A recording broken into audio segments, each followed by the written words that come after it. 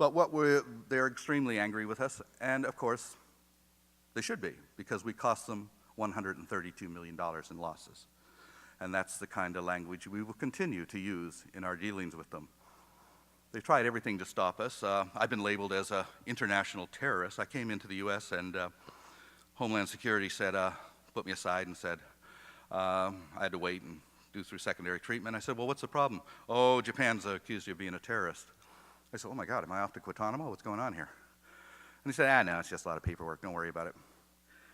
In a world where the Dalai Lama isn't officially a terrorist, I don't mind being one. The name's getting so overused, it's ridiculous.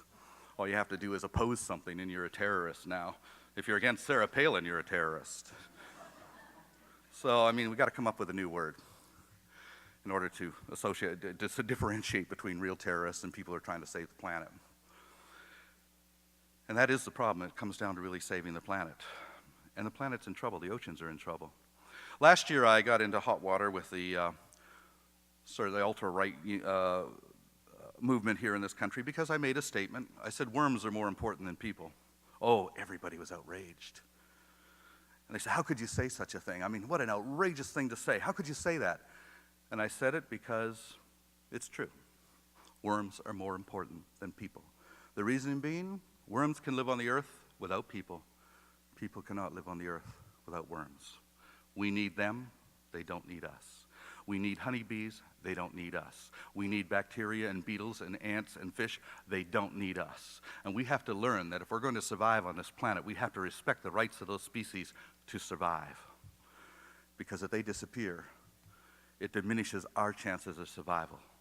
The oceans are dying right now. Jacques Cousteau said just before he died, the oceans are dying in our time. And if the navies of the world had any sense of moral responsibility, they would be protecting our oceans instead of playing their silly little war games with each other. The oceans are dying. Every single commercial fishery is in a state of collapse. We are simply eating the oceans alive. And if the oceans die, we die. It's as simple as that. But we don't understand the intimate connections that we have with these other species. And that's what I'm afraid of. I'm afraid that we're going to destroy ourselves as we destroy so many other species on this planet. We're now living in a period called, the scientists call the Holocene. It's a major extinction event. The sixth major extinction event in the history of the planet. We will lose more species of plants and animals between 2000 and 2065 than we've lost in the last 65.2 million years. That rate of extinction is unprecedented, and we will be responsible. And we may knock out one key species, a key species that is there for our survival, and then we'll wonder, how could that have happened? How could we have been so ecologically ignorant? I was debating a whaler a couple of years ago. He says, but Watson, you say that whales are more important than people. This is a stupid, stupid thing to say. How can you say something so stupid? His name was George. I said, look, George, I measure intelligence by the ability to live on the planet in harmony with other species, ability to live according to the rules of ecology. And by that criteria, whales are far more intelligent than we are. And he said, well, by that criteria, cockroaches are more intelligent than we are. George, you're beginning to understand what I'm trying to tell you.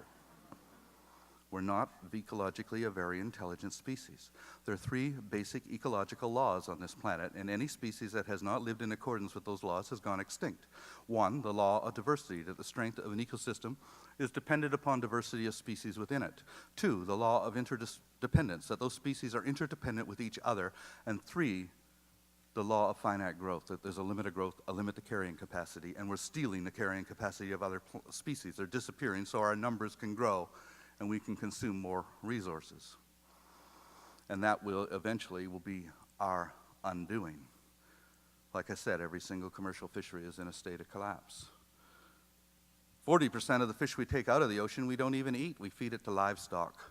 The pig has become one of the largest aquatic predators on the planet, and chickens on factory farms are eating more fish than all the puffins and albatrosses in the world combined. And domestic house cats are eating more tuna than all the seals in the world combined. We're simply eating the oceans alive, and that's what we're fighting for. And I think that certainly is worth taking a risk for. When people say to me, how can you ask your volunteers to risk their lives? Because the one question I ask every volunteer crew member who comes on my ship is, are you willing to die for a whale? And if they say no, I don't want them. It's surprising how many people say yes and how many crew applications I do have. But when people say that's really asking a lot, isn't it? You know, you're asking people to risk their lives to protect a whale. I mean, that's just unacceptable. I said, why? We live in a world where it's perfectly normal to risk your life and kill people for an oil rig in Iraq or for real estate. That seems to be acceptable. We give medals to people for doing that. So I think it's a far more noble endeavor to risk your life to protect an endangered species or a threatened habitat. Far more noble. And so that's why we do what we do. I found over the years, though, that we have to be very, very careful in our approach. You know, a few years ago, I was, in 1985, by the way, I was given a Tibetan Buddhist monk came to me and he gave me a little statue to put on our ship. And I asked him what it was. He says, well, I've been asked to give this to you, and didn't give me any more explanation, but we put it there. And in 1989, I had the opportunity to meet with the Dalai Lama, and I asked him what it was. Found out he had sent it to us. And I said, well, what does it mean? And he says, it's called Hayagriva. And I said, what's that? He says, it's the symbol for the compassionate aspect of Buddha's wrath. Oh, what's that mean? He says, you never want to hurt anybody, but sometimes when they cannot see enlightenment, scare the hell out of them until they do. And that's why our ships are black and we fly the Jolly Roger. When people started calling us pirates, we decided, okay, we can be pirates. Kids like it anyway. We got our own pirate flag. And because if you go back to the 17th century, there's a lesson to be learned there. When piracy was out of control in the Caribbean, it wasn't the British Navy that shut down piracy. Too many people on the take, too many merchants making money, too many politicians taking bribes, and piracy flourished. Piracy was finally ended in the Caribbean by the actions of one man, Henry Morgan, a pirate. If you want to stop pirates, you need a pirate to do it. Because the great thing about being a pirate is you don't have bureaucrats telling you what you can and can't do. And that gives us a lot more powers of persuasion. And if you look in history at the great pirates, not the rogues, but the great pirates, the founder of the United States Navy, John Paul Jones, was a pirate. Sir Francis Drake and Sir Walter Raleigh were pirates. John Lafitte, who stood with Andrew Jackson at New Orleans, was a pirate. So there have been a lot of great pirates. Henry Morgan became a real pirate, actually, when he became governor of Jamaica. But really, when you look at it today, the real pirates are the people running governments on the take. Politicians who promise things and then don't deliver once they get elected, as we see time over and over again. But I'm not too concerned because all social revolutions throughout history have been led by the passion of individuals and small groups of people, every single one. Governments cause problems, people solve them. And it's that passion that we look for when we're recruiting crew. When people say, you know, your crew are inexperienced and are non-professionals, and they say that as a criticism, I said, well, you know, I could not pay professionals to take the risks that my volunteers take. I prefer inexperience, passion to professionals. But I share that also with, back in 1914, if you look at letters to the editor of the London Times, another individual was criticized for the same thing, Ernest Shackleton. His crew were inexperienced. And he said, I need men of passion to get to the pole and get me back alive. I don't need professionals. And of course, he was the explorer who didn't lose anybody. And the fact is that the people that I bring out to the sea, they learn. And the one thing that they learn is that they can make a difference, that they can truly make a difference as individuals. Because I believe that the answer to all problems that we have lies in the impossible. We just simply have to make the impossible possible. 1972, the very idea that Nelson Mandela would be president of South Africa was unthinkable, unimaginable, and impossible. Yet it happened.